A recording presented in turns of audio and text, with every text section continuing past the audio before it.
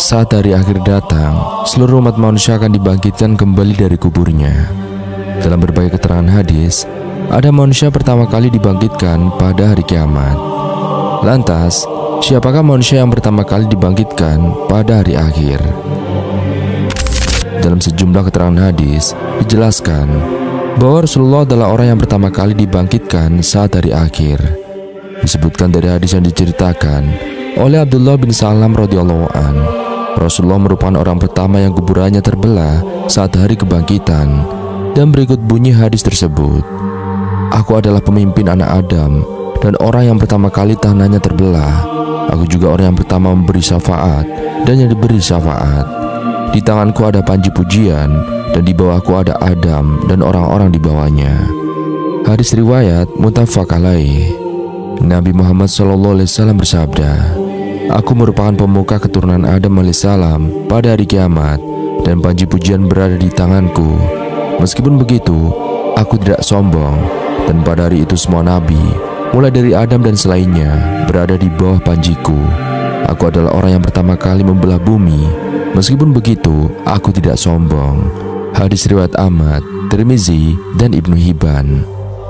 Rasulullah adalah orang yang pertama kali dibangkitkan saat hari akhir. Namun siapakah manusia pertama yang dihisab pada hari kiamat? Sedikit informasi. Peristiwa hisab atau pertanggungjawaban dari setiap amal perbuatan manusia semasa hidup di dunia telah dijelaskan di dalam Al-Quran, yaitu di surat Al-Zalzalah ayat 6-8. Allah Ta'ala berfirman, pada hari itu manusia keluar dari kuburnya dalam keadaan terpencar untuk diperlihatkan kepada mereka balasan semua perbuatan mereka. Siapa yang mengerjakan kebaikan seberat zarah, dia akan melihat balasannya, dan siapa yang mengerjakan kejahatan seberat zarah, dia akan melihat balasannya. Quran Surat Al-Zalzalah ayat 6-8. Sementara di dalam surat At-Taghabun, Allah Subhanahu wa Ta'ala berfirman, ingatlah hari di mana Allah mengumpulkan kamu pada hari pengumpulan. Itulah hari ditampakkan kesalahan-kesalahan. Quran Surat At-Taghabun ayat 9. Menukil kitab Aswatiyah fil Quranil Karim, karya Ali Muhammad As-Salabi yang diterjemahkan oleh Samson Rahman, umat Nabi Muhammad SAW adalah umat yang paling awal dikumpulkan dan dihisab pada hari kiamat. Hal itu berdasarkan dari sabda Rasulullah Muhammad SAW, kami adalah umat terakhir dan umat yang pertama kali dihisab. Dikatakan kepada kami, di mana umat yang umi dan nabi mereka? Kami adalah umat terakhir dan paling awal, atau didahulukan di akhirat dalam hisab. Hadis riwayat Bukhari dalam kitab Al-Jum'ah bab Fardhu Jum'ah. Ibnu Majah juga meriwayatkan hadis serupa dengan redaksi, kita adalah umat terakhir dan umat yang pertama dihisab. Hadis tersebut dinilai sahih oleh Al-Albani dalam Al-Silsilah dan Al-Sahihah. Dalam kitab Bustanul Wa'izin yang diterjemahkan oleh Imam Firdaus, Ibnul Jauzi mengatakan, orang pertama dari umat Rasulullah yang dipanggil untuk dihisab adalah seorang laki-laki Quraisy dari Bani Makhzum yang bernama Abdullah ibnul Abdul Azad. Ia memiliki saudara bernama Al-Aswad ibnul Abdul Asad. Allah juga menurunkan ayat tentang kedua orang tersebut di dalam surat Al-Haqqah ayat 19-24. Allah Ta'ala berfirman, adapun orang yang diberi catatan amalnya di tangan kanannya, dia berkata kepada orang-orang di sekelilingnya, ambillah dan bacalah kitabku ini. Sesungguhnya saat di dunia, aku yakin bahwa suatu saat aku akan menerima perhitungan diriku. Maka ia berada dalam kehidupan yang menyenangkan, dalam surga yang tinggi, yang buah-buahnya dekat. Dikatakan kepada mereka, makan dan minumlah dengan nikmat, sebagai balasan amal yang kamu kerjakan pada hari-hari yang telah lalu. Quran Surat Al-Haqqah ayat 19-24. Ibnul Jauzi mengatakan, ayat tersebut bercerita tentang Abdullah ibnul Abdul Asad.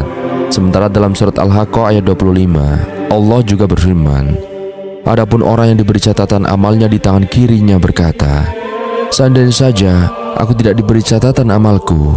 Quran Surat Al-Haqqah ayat 25. Ayat yang tadi bercerita tentang Al-Aswad ibnul Abdul Asad, yakni saudara dari Abdullah bin Abdul Asad. Dalam kitab tersebut dijelaskan bahwa Abdullah merupakan seorang mukmin. ia akan masuk melalui balik tirai dan dihadapkan di depan Allah Subhanahu wa Ta'ala. Ibnul Jauzi mengatakan, Abdullah begitu ketakutan saat dihadapkan kepada Allah Subhanahu wa Ta'ala. Seluruh tulang sendinya bergemeretak, jiwanya melayang disebabkan takut yang amat sangat kepada Allah Ta'ala. Ketika ia berada dalam ketakutan yang sangat seperti itu, tiba-tiba datanglah seorang malaikat dari sisi Allah dan di tangannya terdapat catatan putih yang dicap dengan tanda keabadian. Terang Ibnul Jauzi. Hari dibangkitkannya manusia dari alam kubur disebut sebagai Yaumul Ba'ats. Yaumul Ba'ats merupakan tahap penting dalam kehidupan setelah alam semesta ini mengalami pemusnahan saat hari kiamat tiba. Oleh karena itu, sebelum menjelajahi konsep Yaumul Ba'ats, sangat penting untuk memahami hari kiamat dan alam akhirat secara menyeluruh. Setelah manusia mati, akan ada kehidupan lain yang menanti, yakni kehidupan akhirat. Akhirat merujuk pada kehidupan setelah kematian. Dalam pandangan agama Islam, kematian bukanlah akhir dari perjalanan manusia. Setelah meninggal dunia, manusia akan mengalami kehidupan di alam yang berbeda yang disebut alam akhirat. Dengan kata lain, dalam Islam, kematian hanya merupakan transisi dari dunia ini menuju tahapan berikutnya. Ini ditegaskan dalam ajaran agama seperti dalam surat Al-Baqarah ayat 154 yang menyatakan, janganlah kamu mengatakan terhadap orang-orang yang meninggal di jalan Allah Ta'ala bahwa mereka telah mati, sebenarnya mereka hidup, tetapi kamu tidak menyadarinya. Quran surat Al-Baqarah ayat 154. Sebagaimana telah disebutkan sebelumnya, setelah meninggal dunia, manusia akan memasuki alam yang berbeda. Namun sebelum mengalami kehidupan di alam akhirat, mereka akan berada di alam barzah atau alam kubur, tempat mereka menunggu tibanya hari kiamat. Dan setelah hari kiamat terjadi, tahapan kehidupan di akhirat akan dimulai. Setelah hari kiamat, manusia dan seluruh ciptaan Allah akan melalui serangkaian tahapan, termasuk Yaumul Ba'ats atau hari kebangkitan, Yaumul Hisab atau hari perhitungan, dan Yaumul Mizan atau hari penimbangan, dan juga Yaumul Jaza, yaitu hari pembalasan. Setiap tahapan ini merupakan bagian integral dari konsep kehidupan di alam akhirat yang menentukan nasib akhir manusia berdasarkan amal perbuatannya di dunia. Yaitu yang pertama, penjelasan dari hari kebangkitan atau Yaumul Ba'ats. Yaumul Ba'ats adalah hari kebangkitan manusia dari alam kubur. Yaumul Ba'ats termasuk salah satu kejadian besar yang saat kiamat kelak. Dalil tentang Yaumul Ba'ats tercantum dalam surat Al-Zalzalah ayat 6. Pada hari itu, manusia keluar dari kuburnya dalam keadaan bermacam-macam supaya diperlihatkan kepada mereka, yaitu balasan pekerjaan mereka. Ketika Yaumul Ba'ats terjadi, maka sangkakala ditiup dan manusia bangkit kembali untuk dikumpulkan di padang mahsyar. Satu persatu, manusia diperiksa amal perbuatannya selama hidup di dunia. Saat itu pula, banyak dari mereka meminta pertolongan dan syafaat kepada para nabi. Hanya Nabi Muhammad SAW yang dapat memberi syafaat kepada mereka agar segera diadili dan tidak dihadapkan dengan mara bahaya. Kondisi manusia setelah dibangkitkan adalah tidak mengenakan pakaian. Begitu juga dengan alas kaki. Para lelaki berada dalam kondisi belum dikhitan, sebagaimana sabda Nabi Muhammad SAW. Manusia pada hari kiamat akan dihimpun di padang mahsyar dalam keadaan tidak beralas kaki, telanjang bulat, dan tidak bersunat. Hadis riwayat Muslim. Selain itu sahabat, diterangkan pula dalam hadis lainnya terkait kondisi manusia ketika dibangkitkan, dan berikut hadisnya. Sesungguhnya kalian akan dikumpulkan ke padang mahsyar dalam keadaan berjalan, dan ada yang berkendaraan, serta ada juga yang diseret di atas wajah-wajah kalian. Hadis riwayat At-Tirmizi. Hari dibangkitkannya manusia dari alam kubur disebut sebagai Yaumul Ba'ats. Yaumul Ba'ats adalah saat manusia yang telah meninggal sejak zaman Nabi Adam alaihissalam hingga manusia terakhir akan bangkit dari kubur mereka. Dan ini terjadi setelah malaikat Israfil meniupkan sangkakala yang kedua. Allah Ta'ala berfirman di dalam surat An-Nahl ayat 38, dan mereka bersumpah dengan nama Allah dengan sumpah yang sungguh-sungguh, Allah tidak akan membangkitkan orang yang mati. Tidak demikian pasti Allah akan membangkitkannya sebagai suatu janji yang benar darinya. Tetapi kebanyakan manusia tidak mengetahui. Quran Surat An-Nahl ayat 38. Merujuk pada sumber yang sama, berikut sejumlah hikmah yang dapat diambil dari adanya Yaumul Ba'ats, antara lain sebagai berikut, yaitu menyadarkan manusia bahwa kehidupan di dunia hanya sementara, menjadikan manusia ingat bahwa hidup di dunia bukanlah tujuan utama, melainkan kehidupan di akhiratlah yang harus menjadi tujuannya, membuat manusia senantiasa berhati-hati dalam melakukan perbuatan karena balasannya akan dirasakan pada hari akhir, menjadikan manusia berlomba-lomba dalam berbuat kebaikan dan menghindari keburukan, membuat manusia semakin dekat dengan Allah Ta'ala dan Rasul-Nya agar mendapatkan syafaat di hari kelak. 2. Hari pengumpulan atau Yaumul Mahsyar. Fase kehidupan akhirat dikenal dengan Yaumul Mahsyar. Di hari kiamat, manusia akan melewati Yaumul Mahsyar atau hari di mana semua manusia mulai dari zaman Nabi Adam hingga akhir zaman dikumpulkan di padang mahsyar. Pada hari tersebut, semua orang akan dikumpulkan tanpa membeda-bedakan bangsa, daerah, warna kulit dan lainnya. Hal yang membedakan hanyalah amal dari masing-masing manusia nantinya. Yaumul Mahsyar menjadi tempat bagi seluruh manusia menunggu masing-masing dari mereka yang dipanggil untuk dihitung amal perbuatannya. Situasi pada Yaumul Mahsyar ini adalah jarak antara matahari dan manusia hanya 1 jengkal, dan pada hari itu keringat yang menetes akan menentukan apakah seorang celaka atau selamat. Bagi yang memiliki amal yang buruk, maka mereka akan merasakan panasnya matahari yang jaraknya dekat dengan waktu yang terasa lama. Diriwayatkan juga bahwa keringat tersebut dapat menenggelamkan dirinya, setengah badannya, atau ada juga yang tidak berkeringat sama sekali. Bagi orang yang beriman dan beramal soleh, melihat catatan amalnya akan mendatangkan kegembiraan. Namun bagi mereka yang melakukan tindakan jahat dan kerusakan selama hidup, catatan amal tersebut akan memicu perasaan sedih dan juga penyesalan. Allah Ta'ala berfirman di dalam Quran Surat Al-Kahfi ayat 47. Dan ingatlah akan hari yang ketika itu kami perjalankan gunung-gunung, dan kamu akan dapat melihat bumi itu datar, dan kamu kumpulkan seluruh manusia, dan tidak kami tinggalkan seorang pun dari mereka. Quran Surat Al-Kahfi ayat 47. Di padang mahsyar ini akan terlihat cara manusia berjalan yang berbeda-beda sesuai dengan amal mereka masing-masing. Dikatakan bahwa padang Arafah merupakan gambaran kecil dari suasana di padang mahsyar. Padang Arafah merupakan tempat pelaksanaan wukuf dalam ibadah haji. Kegiatan wukuf di Arafah adalah berkumpul serta merenungkan segala kesalahan yang pernah diperbuat di bawah matahari terik dengan kondisi gurun padang pasir. Kegiatan wukuf ini menjadi gambaran kecil atau mungkin tidak ada apa-apanya dibandingkan hal yang akan manusia rasakan kelak saat di padang mahsyar. Terik matahari pada saat dikumpulkannya manusia di padang mahsyar tidak berlaku bagi orang-orang yang masuk ke dalam 7 golongan yang dinaungi oleh Allah Subhanahu wa Ta'ala.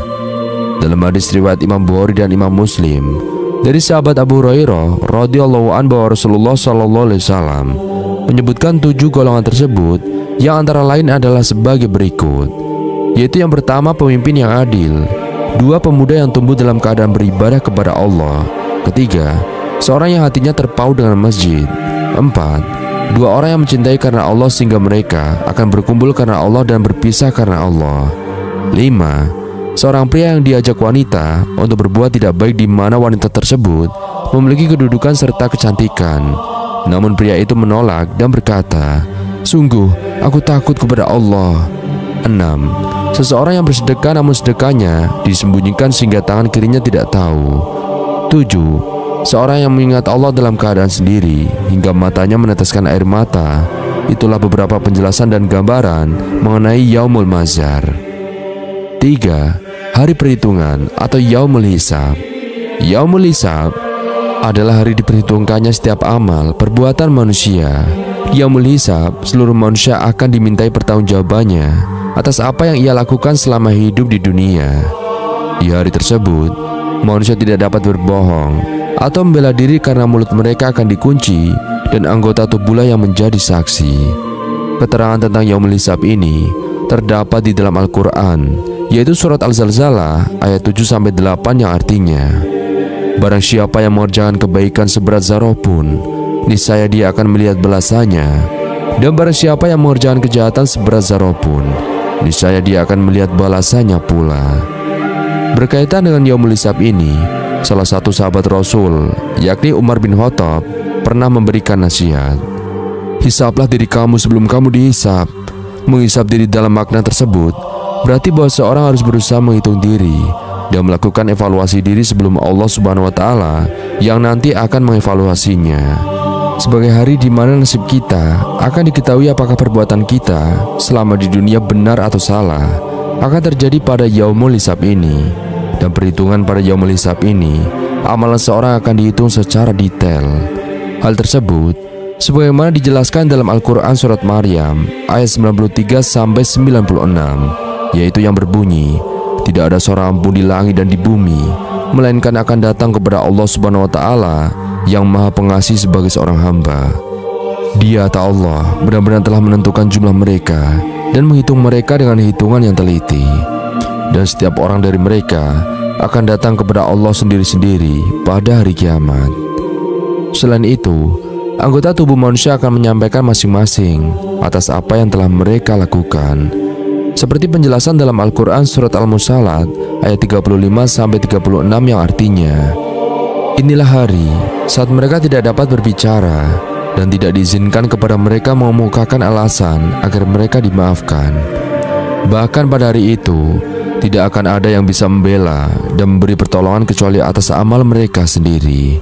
Sebagaimana pada firman Allah Ta'ala di dalam Al-Quran surat At-Tur ayat 46 yang artinya, yaitu pada hari ketika tipu daya mereka tidak berguna sedikit pun bagi mereka dan mereka tidak akan diberi pertolongan. Sebagai orang yang beriman, maka kita harus meyakini bahwa Yaumul Hisab adalah hari yang akan benar-benar kita lalui kelak. Oleh karena itu, kita perlu mempersiapkan diri sedini mungkin untuk menghindari lebih banyaknya amalan buruk yang nanti akan kita peroleh. Dan berikut adalah cara memaknai Yaumul Hisab yang dapat kita lakukan, yaitu senantiasa mengerjakan amal kebajikan, menghindari maksiat, memperbanyak sedekah, mengerjakan sholat wajib serta sholat sunnah, tidak menggunakan mata untuk melihat hal-hal yang tidak baik atau memperbanyak menundukkan pandangan, menggunakan mulut untuk berbicara yang baik, menggunakan telinga untuk banyak mendengarkan ayat-ayat Al-Quran, banyak melangkahkan kaki ke tempat-tempat berkumpulnya orang soleh, menutup aurat untuk perempuan. Dan sebagai pengingat, dalil Yaumul Hisab juga terdapat di dalam Quran surat Al-Anbiya ayat 47 yang berbunyi, dan kami akan memasang timbangan yang tepat pada hari kiamat, maka tidak seorang pun dirugikan walau sedikit. Sekalinya hanya seberat biji sawi, pasti kami mendatangkannya atau pahala, dan cukuplah kami yang membuat perhitungan. Tidak ada amal yang diabaikan, bahkan yang paling kecil sekalipun akan dihitung. Allah berfirman di dalam surat Al-Ghaziyah ayat 25-26, sungguh kepada kamilah mereka kembali, kemudian sungguhnya kewajiban kamilah membuat perhitungan atas mereka. Quran surat Al-Ghaziyah ayat 25-26. 4. Hari penimbangan atau Yaumul Mizan.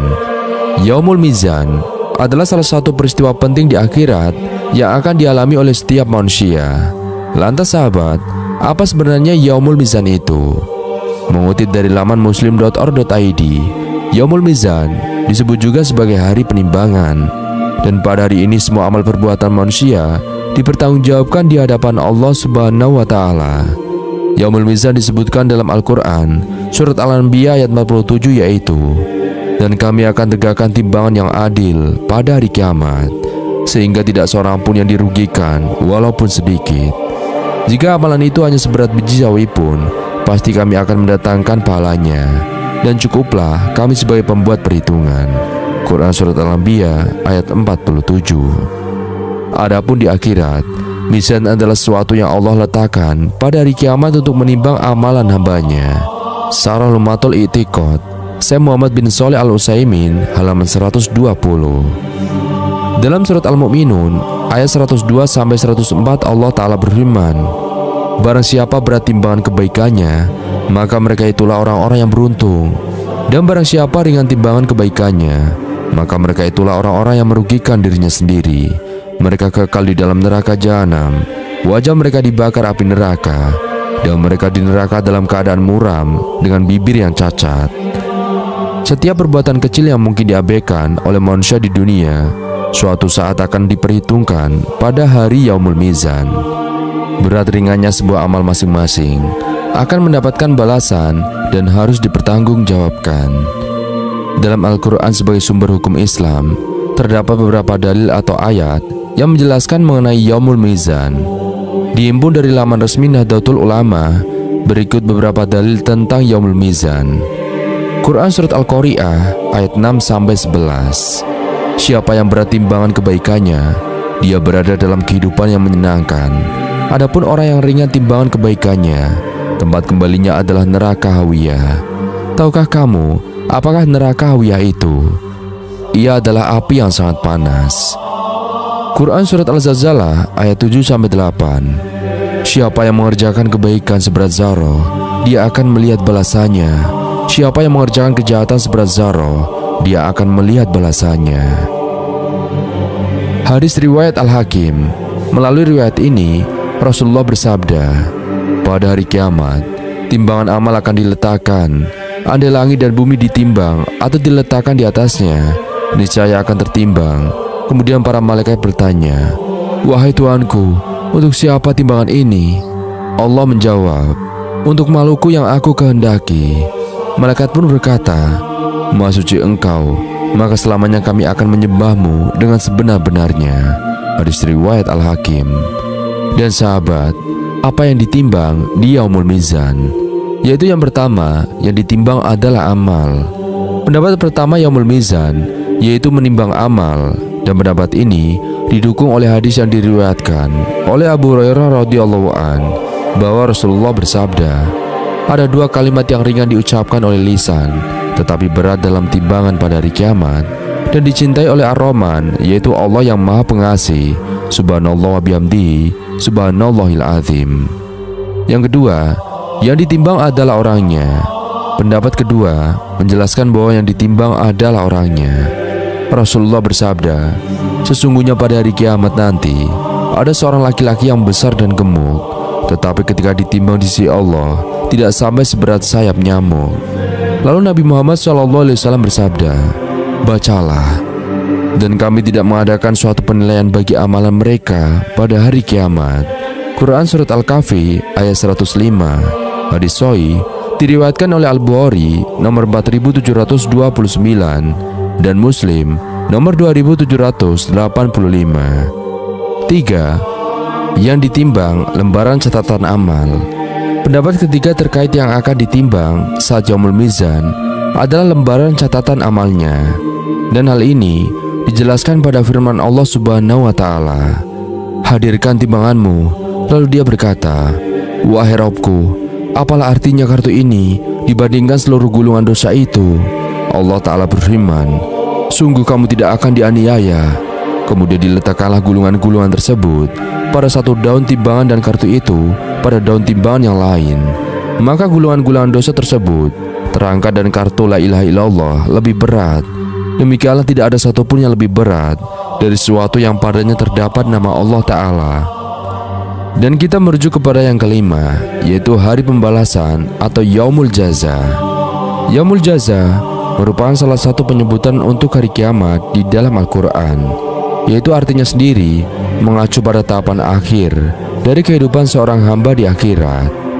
Setelah dihisab dan ditimbang perbuatan manusia, selanjutnya mereka memperoleh balasan atas segala sesuatu yang diperbuat di dunia. M. Quraisyah melalui karyanya yang berjudul Kehidupan Setelah Kematian Surga yang dijanjikan Al-Quran menyebut bahwa tahapan kehidupan akhirat terbagi ke dalam beberapa macam. Antara lain ialah Yaumul Ba'as, hari dibangkitkannya dari kubur; Yaumul Hasyr, hari berkumpulnya di padang mahsyar; Yaumul Mizan atau hisab, yaitu hari perhitungan amal; dan Yaumul Jaza, hari pembalasan. Adapun dalil mengenai Yaumul Jaza yang tercantum dalam surat Ghafir ayat 17.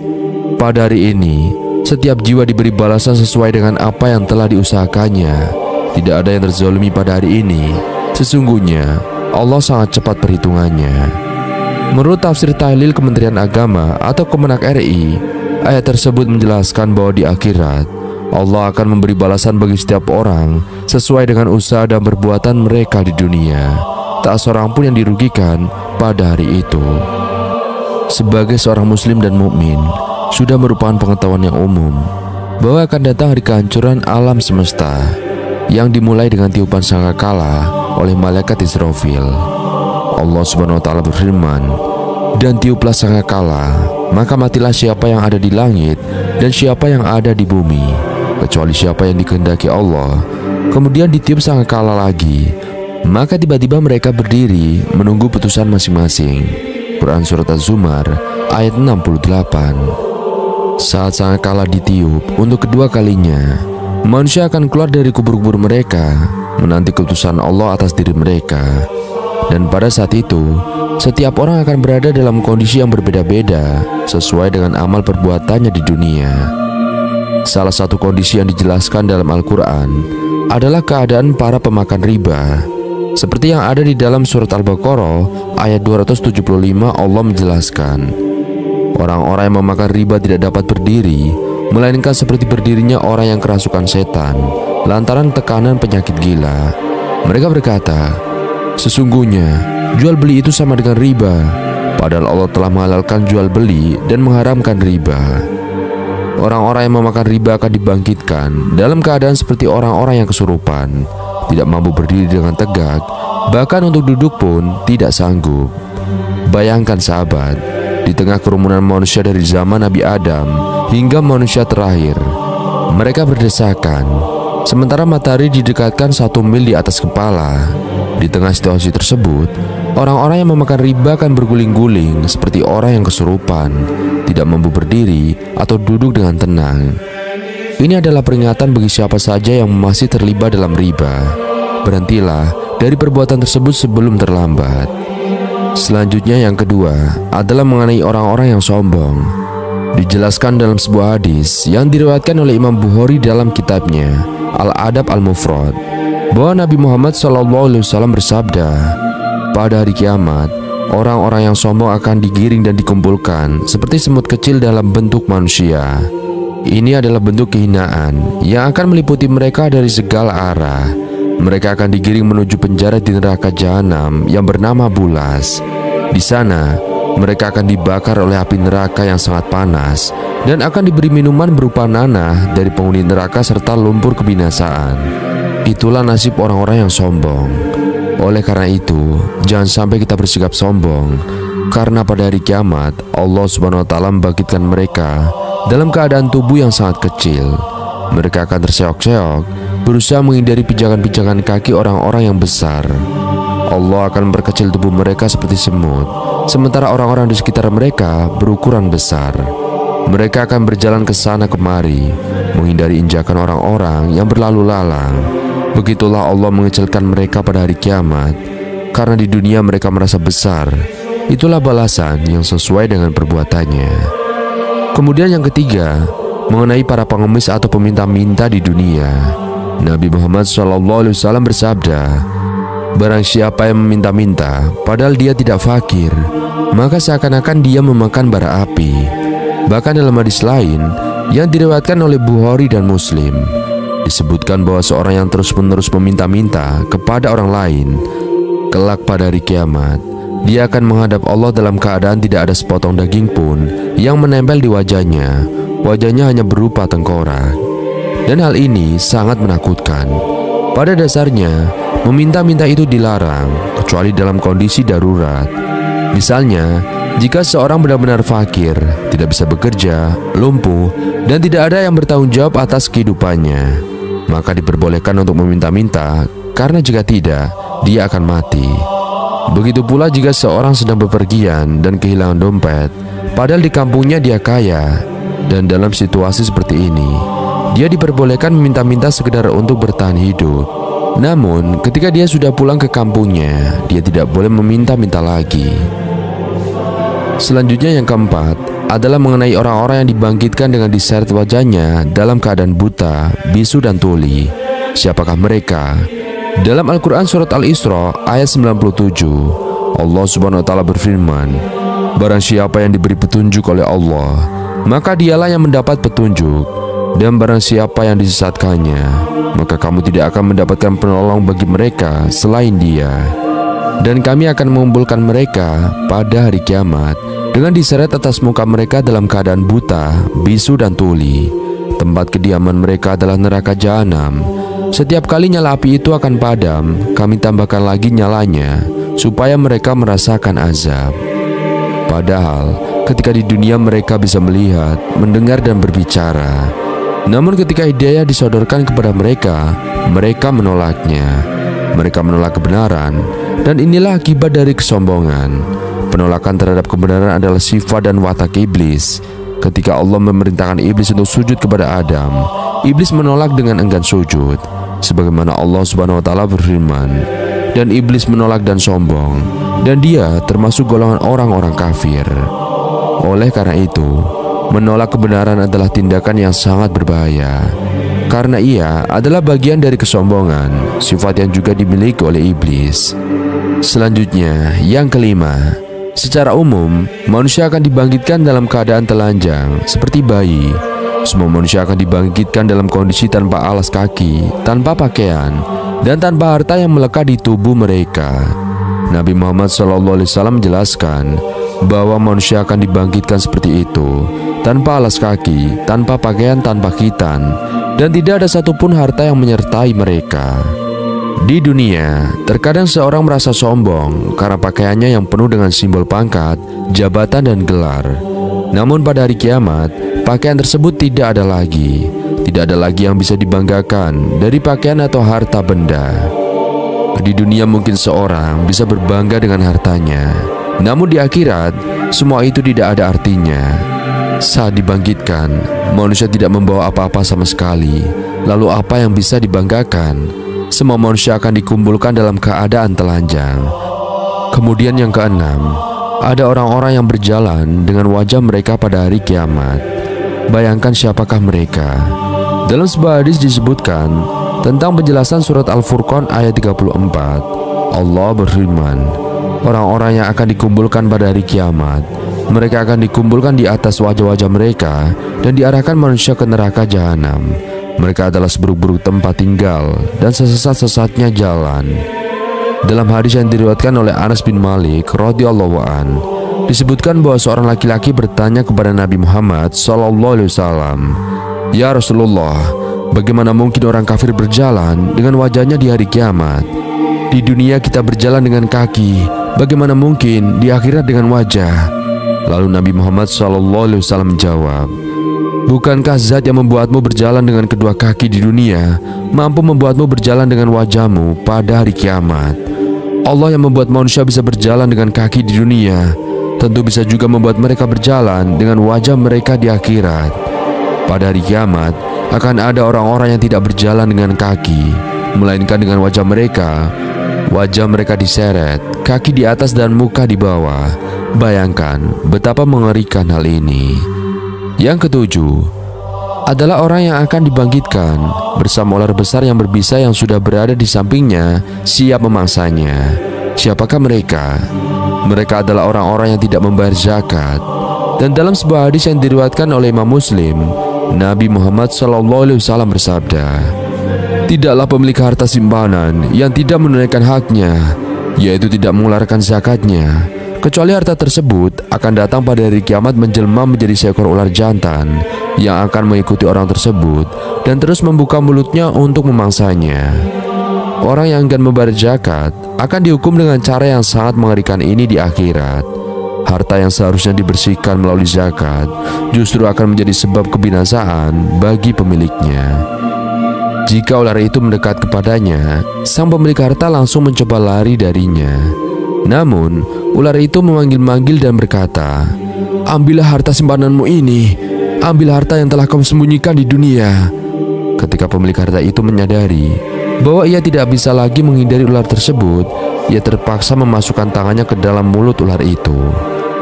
Maka ular tersebut memakannya, seperti binatang jantan yang memangsa makanannya. Subhanallah, sungguh pemandangan yang mengerikan. Kemudian yang kedelapan, ada orang-orang yang dibangkitkan dengan membawa bendera di tubuh mereka. Siapakah mereka? Mereka adalah para pengkhianat. Dijelaskan dalam sebuah hadis dari Abdullah bin Umar radhiyallahu an bahwa ketika Rasulullah SAW bersabda, ketika Allah mengumpulkan umat terdahulu dan umat terakhir, maka akan diumumkan kepada orang-orang yang di dunia suka berkhianat, inilah bendera si pengkhianat Fulan bin Fulan.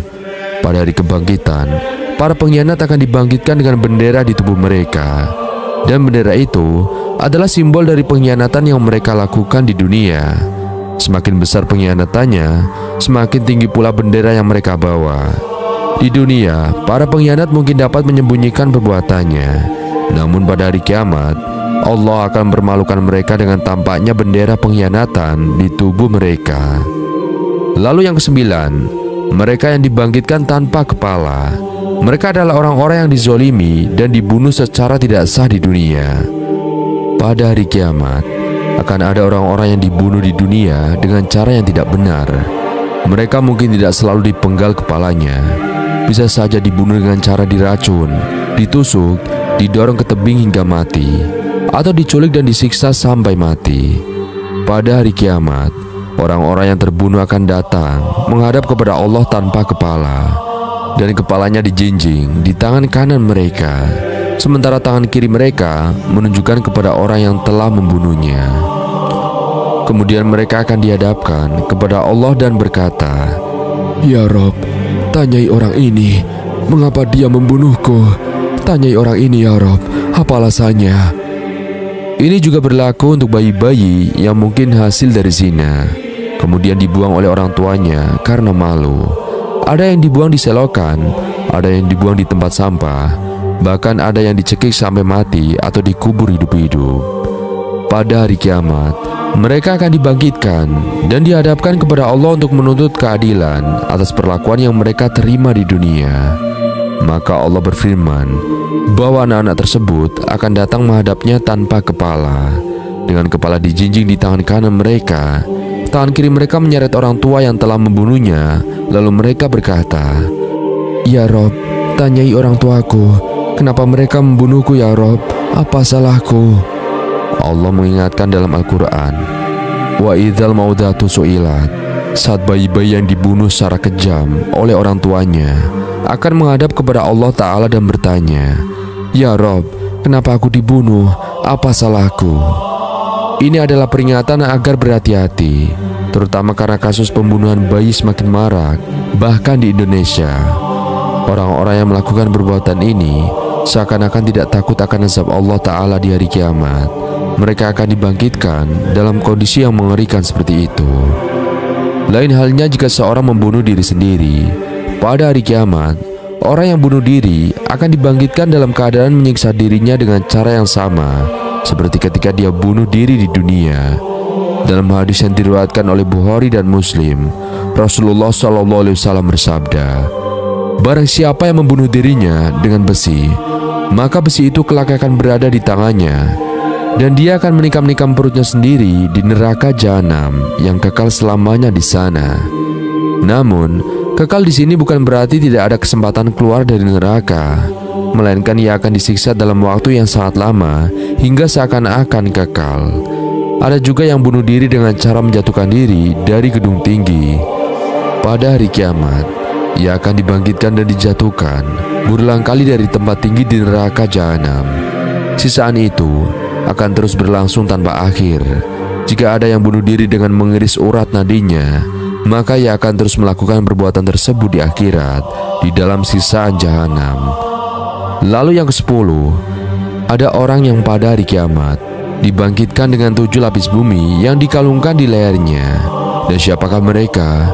Rasulullah bersabda, "Barang siapa yang mengambil sejengkal tanah dengan zolim, maka pada hari kiamat tanah itu akan dikalungkan kepadanya sebanyak 7 lapis. Dalam riwayat lain disebutkan bahwa tanah itu akan dikalungkan di lehernya sebanyak 7 lapis bumi yang paling dalam. Bayangkan betapa beratnya sisaan tersebut. Hanya karena mengambil tanah di dunia secara zolim, ia akan disiksa dengan beban yang luar biasa di akhirat. Subhanallah, inilah akibat dari perbuatan yang zolim dan melanggar hak orang lain di dunia. Kemudian yang ke-11, pada hari kiamat nanti, ada orang yang dibangkitkan dengan perut yang penuh dengan api. Bayangkan, perutnya dipenuhi oleh api. Dan siapakah mereka? Mereka adalah orang-orang yang menyembunyikan ilmu, yang tidak menyampaikan pengetahuan yang mereka miliki.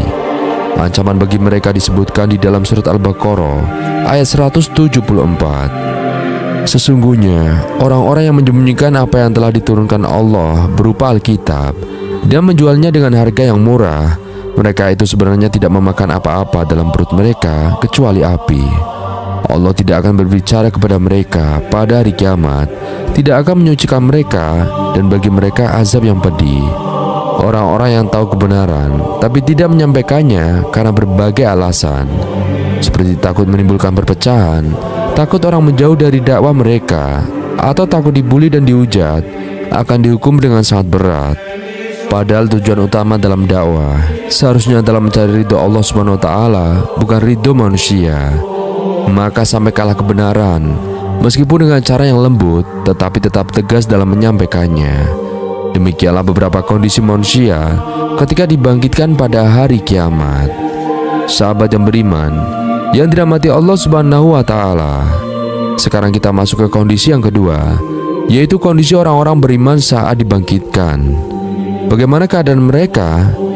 Dalam sebuah hadis yang diriwayatkan oleh Imam Muslim dari Jabir bin Abdullah radhiyallahu an, Rasulullah bersabda, setiap hamba akan dibangkitkan sesuai dengan keadaan saat menjelang wafatnya. Jika seorang saat menjelang wafatnya mengucapkan la ilaha illallah, maka dia akan dibangkitkan dalam keadaan mengucapkan la ilaha illallah.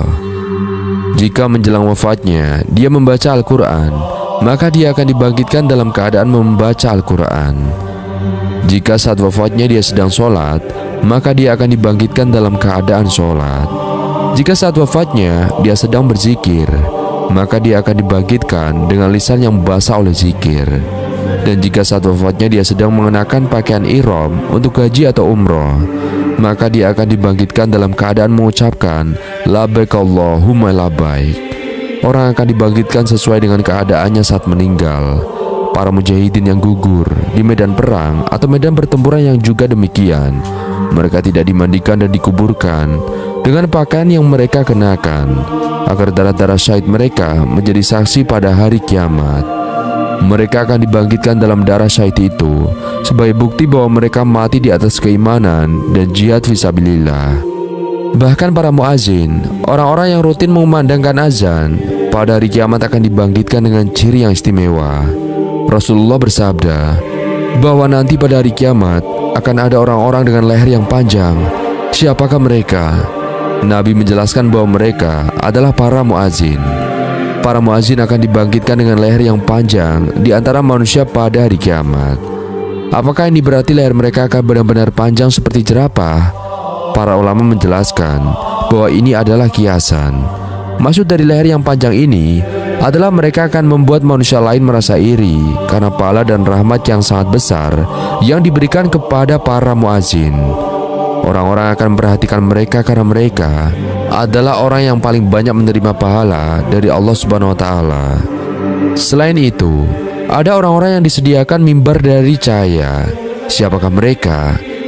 Muaz bin Jabal radhiyallahu an meriwayatkan bahwa dia mendengar Rasulullah bersabda, Allah berfirman dalam hadis qudsi, orang-orang yang saling mencintai karena keagunganku, mereka akan memiliki mimbar-mimbar dari cahaya yang sangat diinginkan oleh para nabi dan para syuhada.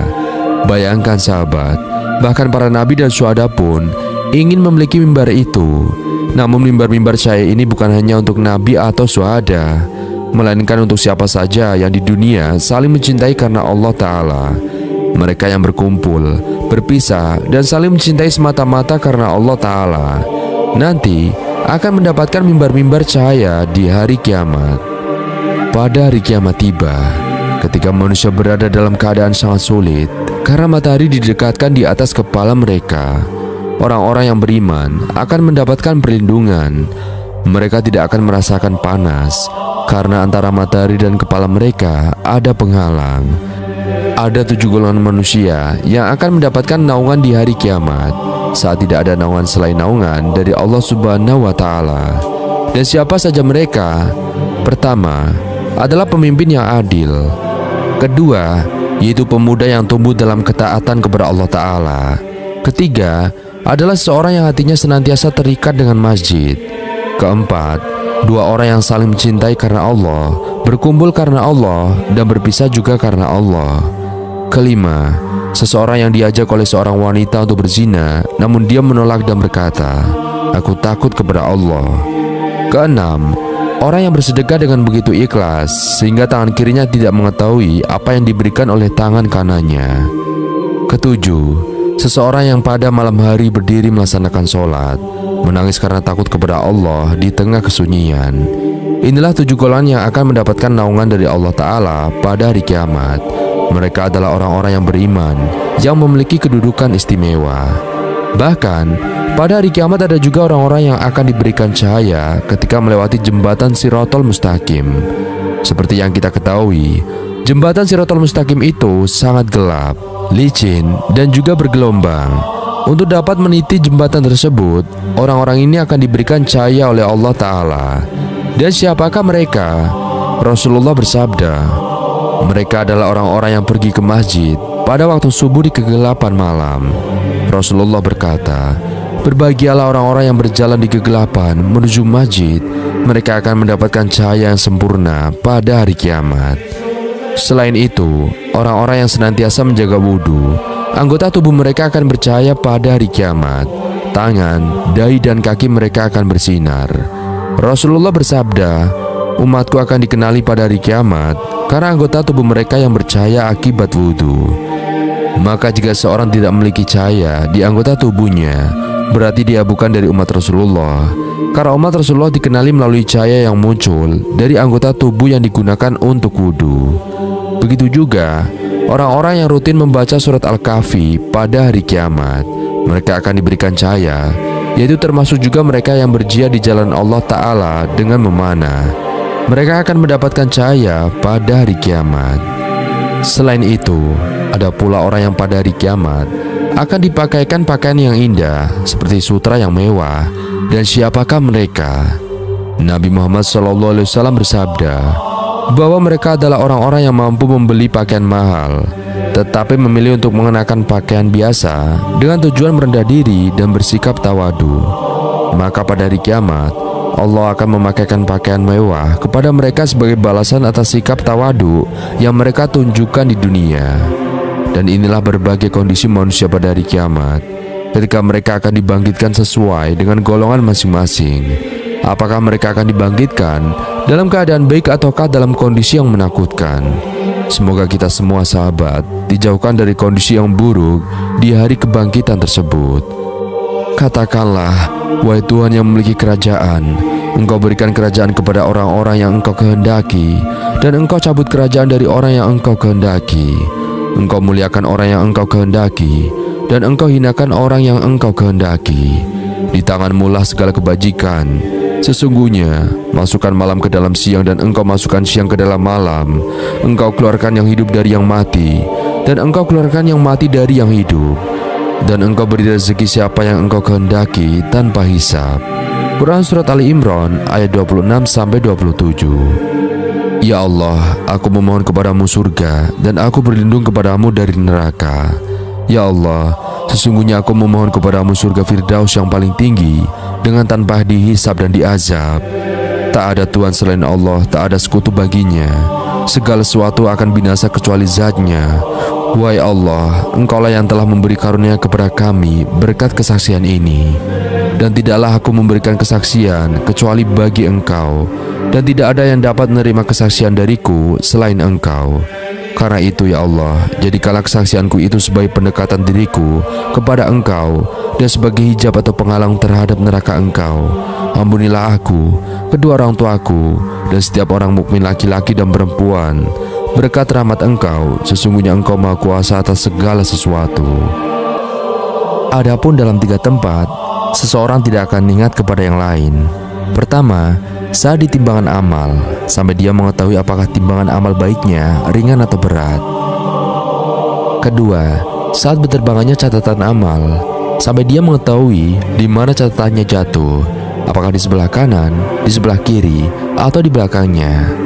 Dan ketiga, saat berada di jembatan Al-Sirat yang dipasangkan di antara dua punggung neraka jahanam, sampai dia mengetahui apakah bisa melintas atau tidak. Hadis riwayat Abu Daud. Bagaimana tidak tegang, satu persatu hamba diminta melintas sebuah jembatan yang sangat tipis dan tajam di atas kobaran neraka jahanam, bahkan lebih tipis dan lebih tajam dari pedang. Pinggir-pinggirnya penuh besi melengkung, duri, dan pengait yang akan mencelakakan siapapun yang melintas kecuali yang diselamatkan Allah Ta'ala. Karenanya, para malaikat berdoa, "Ya Tuhan, selamatkanlah, selamatkanlah." Demikian yang diriwayatkan oleh Al-Bukhari dari Abu Sa'id Al-Khudri. Lebih jelasnya, gambaran tentang jembatan Al-Sirat dan orang-orang yang melintas di atasnya dapat disimak secara sesama dalam riwayat At-Tabrani dari Ibnu Mas'ud. Melalui riwayat ini, Rasulullah bersabda, jembatan Al-Sirat dipasangkan di tengah-tengah jahanam seperti pedang tipis yang sangat tajam. Ia sebuah jembatan yang licin dan juga menggelincirkan. Di atasnya penuh besi-besi pengait dari api yang siap menyambar, mengait, dan menghempaskan ke neraka. Di antara mereka ada orang yang melintas secepat petir. Dia berhasil selamat dan tak melekat atau bergelantung pada jembatan. Ada pula yang melintas secepat angin. Dia berhasil selamat dan tak melekat di atasnya. Ada pula yang melintas secepat kuda. Ada pula yang melintas seperti orang berlari. Ada pula yang melintas seperti orang berjalan cepat. Dan ada pula yang berjalan seperti orang berjalan normal. Manusia yang terakhir melintas adalah seorang laki-laki yang telah hangus terbakar api dan menghadapi kesulitan di atasnya. Kemudian dimasukkan Allah ke dalam surga berkat karunia, kemuliaan, dan rahmatnya. Melihat gambaran yang tadi, mestinya kita semakin giat dalam beribadah dan mempersiapkan hari kiamat, sebagaimana para ulama dan para solihin terdahulu. Salah satunya yaitu Khalaf Ibnu Ayyub. Saking kusuknya sholat, sampai-sampai ia tak merasakan sakitnya disengat lalat kerbau. Walau darah mengalir dari tubuhnya, ia tetap kusuk bermunajat kepadanya. Dan ketika hal itu ditanyakan, ia bercerita, apakah akan merasakan rasa sakit itu orang yang sedang berada di hadapan Sang Maharaja yang Maha Berkuasa. Sementara malaikat maut berada di tengkuknya, neraka berada di sebelah kirinya, dan jembatan Al-Sirat berada di bawah telapak kakinya. Demikian seperti yang dikisahkan oleh Al-Ghazali dalam Mukasafatul Qulub. Mengingat beratnya peristiwa yang akan dihadapi kelak saat melintasi jembatan Al-Sirat, marilah kita senantiasa untuk mempersiapkan peristiwa tersebut. Jika kita ingin selamat dan melintas Al-Sirat dengan cepat, maka jagalah sholat 5 waktu secara berjamaah. Sebab itu pula salah satu pesan Rasulullah SAW kepada umatnya, siapa saja yang menjaga sholat 5 waktu secara berjamaah, maka ia menjadi orang pertama yang melintasi jembatan Al-Sirat yang cepatnya seperti kilat menyambar, kemudian dikumpulkan Allah bersama golongan tabi'in. Demikian seperti yang diriwayatkan oleh At-Tabrani dari Abu Hurairah dan Ibnu Abbas. Jembatan Siratal Mustaqim merupakan salah satu konsep penting dalam ajaran Islam yang menggambarkan perjalanan umat manusia setelah hari kiamat. Dalam Al-Quran dan hadis, jembatan ini disebutkan sebagai jalur yang harus dilalui oleh setiap jiwa menuju surga. Namun, tidak semua akan berhasil melewati jembatan ini dengan selamat. Mereka yang beriman dan amalnya baik akan melintasi dengan mudah, sementara yang berdosa akan jatuh ke dalam neraka di bawahnya. Istilah Siratal Mustaqim secara harfiah berarti jalan yang lurus. Di dunia, istilah ini merujuk pada jalan hidup yang lurus, yaitu jalan yang mengarah pada keridhaan Allah dan keselamatan di akhirat. Namun, dalam konteks akhirat, Siratal Mustaqim adalah jembatan fisik yang membentang di atas neraka menuju surga. Konsep ini memiliki dasar dalam Al-Quran, meskipun tidak dijelaskan secara eksplisit tentang bentuk jembatan tersebut. Dalam surat Al-Fatihah ayat 6, umat muslim setiap hari memohon kepada Allah untuk dibimbing ke jalan yang lurus. Tunjukilah kami jalan yang lurus. Itulah bunyi dari surat Al-Fatihah ayat ke-6. Ayat ini menunjukkan pentingnya berjalan di jalan yang benar agar dapat melewati jalan yang benar di akhirat. Lebih lanjut, rincian tentang jembatan Siratal Mustaqim ditemukan dalam banyak hadis Nabi Muhammad SAW. yang salah satunya diriwayatkan oleh Abu Sa'id Al-Khudri bahwa Nabi Muhammad SAW bersabda, "Jembatan itu lebih halus dari rambut dan lebih tajam dari pedang." Hadis ini menggambarkan betapa sulit dan menantangnya perjalanan di jembatan tersebut. Orang-orang yang beriman akan melewatinya dengan sangat mudah sesuai dengan tingkat keimanan dan amal mereka di dunia. Jembatan Shirathul Mustaqim merupakan ujian terakhir bagi setiap manusia setelah pengadilan pada hari kiamat. Di sini tidak ada lagi kesempatan untuk bertaubat. Mereka yang berhasil melintasi jembatan ini akan mencapai surga, sedangkan mereka yang tidak mampu akan terjatuh ke dalam neraka. Menurut beberapa riwayat hadis, kecepatan seorang melewati jembatan ini bergantung pada amal dan kebaikan mereka di dunia. Ada yang bisa melintasinya secepat kilat, ada yang seperti angin, ada yang berlari, berjalan, bahkan ada yang merangkak. Ini menunjukkan bahwa setiap orang memiliki tingkat kesulitan yang berbeda berdasarkan amal mereka. Selain amal, syafaat dari Nabi Muhammad SAW juga dianggap sebagai faktor yang dapat membantu seorang untuk melintasi jembatan ini. Syafaat merupakan bentuk pertolongan yang diberikan kepada umat muslim yang beriman namun memiliki dosa. Nabi Muhammad SAW akan memohon kepada Allah untuk memberikan ampunan dan pertolongan bagi mereka sehingga mereka dapat melewati Shirathul Mustaqim dengan selamat. Dalam beberapa riwayat hadis juga disebutkan bahwa malaikat akan hadir di sekitar jembatan ini untuk membantu orang-orang yang beriman dalam perjalanannya. Malaikat akan menarik tangan mereka yang hampir terjatuh, memberikan bantuan kepada mereka yang membutuhkan, dan menyelamatkan mereka dari jurang neraka yang menanti di bawahnya. Di bawah jembatan ini terhampar neraka jahanam yang siap menelan mereka yang gagal melewati jembatan. Digambarkan bahwa neraka ini memiliki api yang berkobar-kobar dan rantai yang siap menarik mereka yang berdosa ke dalamnya. Gambaran ini mempertegas betapa mengerikannya perjalanan di jembatan ini bagi mereka yang tidak siap. Banyak ulama yang menekankan betapa pentingnya amalan-amalan tertentu untuk memudahkan perjalanan melewati Shirathul Mustaqim. Di antaranya adalah menjaga sholat 5 waktu, berpuasa, zakat, dan menunaikan haji. Selain itu, akhlak yang baik dan berbanyak amal jariah juga dapat meringankan perjalanan tersebut. Shirathul Mustaqim tidak hanya di akhirat, tetapi juga merupakan jalan yang harus diikuti di dunia. Al-Quran mengajarkan pentingnya keimanan dan keteguhan hati dalam menjalani kehidupan yang sesuai dengan perintah Allah Ta'ala. Dengan mengikuti Shirathul Mustaqim di dunia, seseorang akan dipermudah untuk melintasinya di akhirat. Sifat sabar dan tawakal kepada Allah juga merupakan faktor penting dalam membantu seseorang melewati jembatan ini. Mereka yang sabar dalam menghadapi cobaan dunia dan selalu bertawakal kepada Allah akan dipermudah dalam menghadapi ujian Shirathul Mustaqim. Namun, tidak ada yang lebih menentukan selain pengampunan Allah Ta'ala. Meskipun seorang memiliki amal yang banyak, tetapi tetap saja ia bergantung pada rahmat dan ampunan Allah untuk bisa selamat. Oleh karena itu, memohon ampunan kepada Allah secara terus-menerus dan juga bertaubat dari dosa-dosa adalah hal yang sangat ditekankan dalam Islam. Dalam kehidupan sehari-hari, umat muslim diajarkan untuk selalu mempersiapkan diri untuk menghadapi kematian dan kehidupan setelahnya. Setiap amal baik yang dilakukan di dunia adalah bekal untuk melewati Shirathul Mustaqim. Dan sebaliknya, setiap dosa yang dilakukan adalah beban yang akan berlambat perjalanan di atas jembatan tersebut. Jembatan Shirathul Mustaqim juga menjadi pengingat bahwa kehidupan dunia hanyalah sementara. Setiap tindakan, keputusan, dan pilihan yang dibuat di dunia akan berkonsekuensi pada kehidupan di akhirat. Mereka yang mengikuti jalan lurus di dunia akan mendapatkan keselamatan di akhirat, sementara mereka yang menyimpang akan menghadapi kesulitan di Shirathul Mustaqim.